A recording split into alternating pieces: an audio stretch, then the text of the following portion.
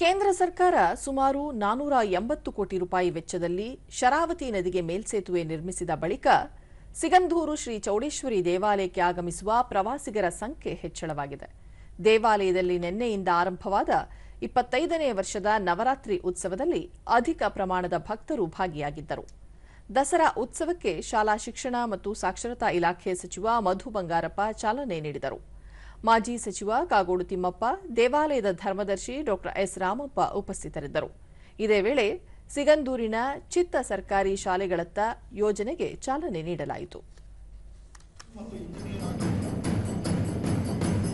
ನಮ್ಮ ಶಾಲೆ ನಮ್ಮ ಜವಾಬ್ದಾರಿ ಎಂಬ ಯೋಜನೆಯ ಅಡಿಯಲ್ಲಿ ಬಳಿಕ ಮಧು ಬಂಗಾರಪ್ಪ, ಶರಾವತಿ ನದಿಗೆ ಸೇತುವೆ ನಿರ್ಮಾಣದ ಪರಿಣಾಮ ಕ್ಷೇತ್ರಕ್ಕೆ ಆಗಮಿಸುವ ಭಕ್ತರಿಗೆ ಸಹಕಾರಿಯಾಗಿದೆ. ಸಿಗಂದೂರು ಚೌಡೇಶ್ವರಿ ಕ್ಷೇತ್ರದ ಅಭಿವೃದ್ಧಿಗೆ ಕೇಂದ್ರ ಮತ್ತು ರಾಜ್ಯ ಸರ್ಕಾರಗಳು ಅಗತ್ಯ ನೆರವು ಮತ್ತು ಸಹಕಾರ ನೀಡುತ್ತಿದ್ದು ಮುಂದಿನ ದಿನಗಳಲ್ಲಿ ಮುಂದುವರಿಯಲಿದೆ ಎಂದರು. ರಾಜ್ಯ ಸರ್ಕಾರದಿಂದ ಸುಮಾರು 170 ಕೋಟಿನ 40 ಕೋಟಿನ ಏನಂತ ಹೇಳಿದ್ದಾರೆ. ಅದರಲ್ಲಿ ಅತಿ ಹೆಚ್ಚು 73 ಕೋಟಿ ಬರೀ ಶಿವಮೊಗ್ಗ ಜಿಲ್ಲೆಗೆ ಕೊಡಬೇಕು ಅಂತ ಈಗಾಗಲೇ ಇನ್ಫ್ಲೂಯೆನ್ಸ್ ಮಾಡಿ ಅದನ್ನ ಲೆಟರ್ನು ಕೂಡ ನಾವು ಕೊಡ್ತಕ್ಕಂಥ ಕಳಿಸಿದೆ. ಯಾಕಂದ್ರೆ ಅಲ್ಲಿಂದ ಬರಬೇಕಾಗ್ತದೆ. ಅದಕ್ಕೆ ನಾವು ಕೂಡ ಹಣವನ್ನು ಜೋಡಿಸಿ ಸರ್ಕಾರದಿಂದ ಕೂಡ ಕೊಡ್ತಕ್ಕಂಥ ವ್ಯವಸ್ಥೆ ಆಗುತ್ತೆ ಅಂತಕ್ಕಂಥದ್ದು. ಕಳಸವಳ್ಳಿ ಅಂಬಾರಗೋಡ್ಲು ಸೇತುವೆ ನಿರ್ಮಾಣ ಹೋರಾಟ ಸಮಿತಿ ಸಂಚಾಲಕ ಪ್ರಸನ್ನ ಕೆರೆಕೈ, ಕೇಂದ್ರ ಸರ್ಕಾರವು ಶರಾವತಿ ನದಿಗೆ ಸೇತುವೆ ನಿರ್ಮಾಣ ಮಾಡಿದ ನಂತರ ಕರಾವಳಿ ಮತ್ತು ಮಲೆನಾಡು ಭಾಗಗಳಲ್ಲಿನ ದೇವಾಲಯಗಳ ಸಂಪರ್ಕಕ್ಕೆ ಸಹಕಾರಿಯಾಗಿದೆ ಎಂದರು.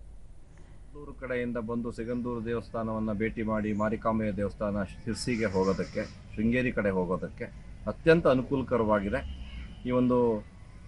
ಈ ಸೇತುವೆ ನಿರ್ಮಾಣ ಆಗಿರೋದು ಕರಾವಳಿ ಮತ್ತು ಮಲೆನಾಡಿನ ಮಧ್ಯೆ ಇರತಕ್ಕಂತಹ ಈ ದೇವಸ್ಥಾನಗಳನ್ನು ಬೆಸೆಯುತ್ತೆ.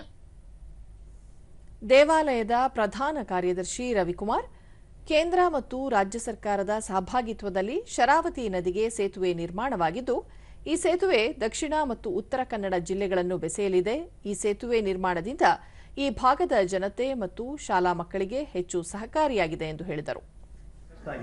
ಕೇವಲ ಒಂದೆರಡು ಲಾಂಚ್ಗಳು ಮಾತ್ರ ಇತ್ತು. ಆವಾಗ ನಮಗೆ ಆಸ್ಪತ್ರೆ ಇನ್ನೊಂದು ಅಥವಾ ಇಲಾಖೆಗಳಿಗೆ ಹೋಗೋದಕ್ಕೆ, ತಾಲೂಕು ಹೆಡ್ ಕ್ವಾರ್ಟರ್ಸ್ ಜಿಲ್ಲಾಗೆ ಹೋಗೋದಕ್ಕೆ ಮತ್ತು ಶಾಲಾ ಮಕ್ಕಳಿಗೆ ಹೋಗಲಿಕ್ಕೆ ತುಂಬ ತೊಂದರೆ ಆಗ್ತಿತ್ತು. ಇದನ್ನು ಪರಿಗಣಿಸಿ ಕೇಂದ್ರ ಮತ್ತು ರಾಜ್ಯ ಸರ್ಕಾರಗಳು ಅತ್ಯಂತ ಅಚ್ಚುಕಟ್ಟಾಗಿ ಮತ್ತು ಸುಂದರವಾಗಿ ಒಂದು ಸೇತುವೆ ನಿರ್ಮಿಸಿಕೊಟ್ಟಿದ್ದಾರೆ.